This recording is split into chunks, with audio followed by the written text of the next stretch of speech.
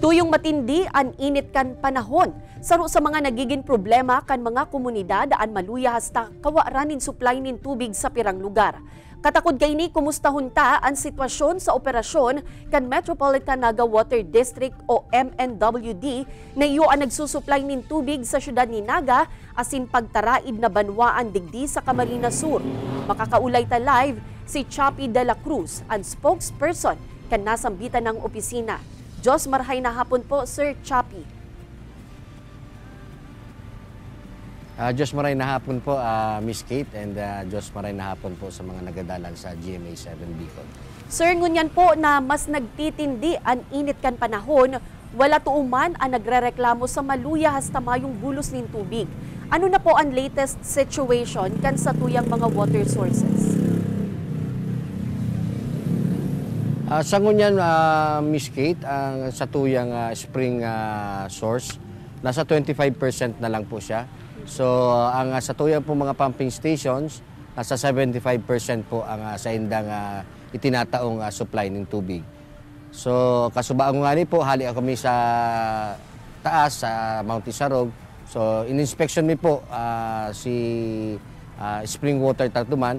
Actually, dahil pa man po siya nakakaabot sa critical level, pero maluya na lang po ang tinataon niyang supply, nasa 25% na lang po. Opo, sir, kung maluya na po ang hababa na ang tubig, ang water level, pero mayo pa man ini sa critical level. Kumusta naman po ang operation kan sa tuyang mga pumping stations? Ang mga sa tuyang pumping station, Miss Kate, gabos po sinda operational ang 30 pong pumping station ta. Actually po, nagdagdag na po kita ng oras po kang sa indang operation.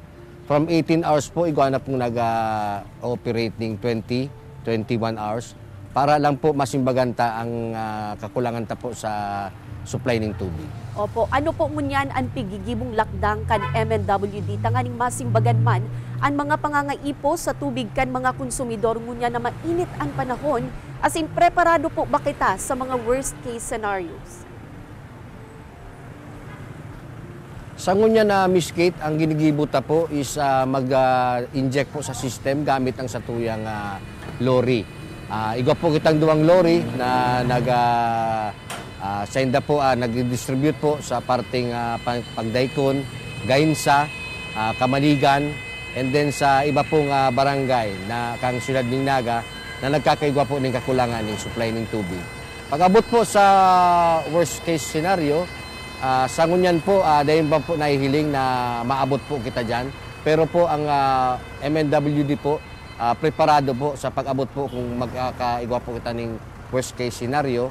Hagadon mo na po ang tabang kang Bureau of Fire para po makasupply po o makadeliver po ng tubig na gagamitin sa tuyang mga konsumidores. Alright, Jos Mabalos po, Chappy de la Cruz, tagapagtaram kan Metropolitan Naga Water District.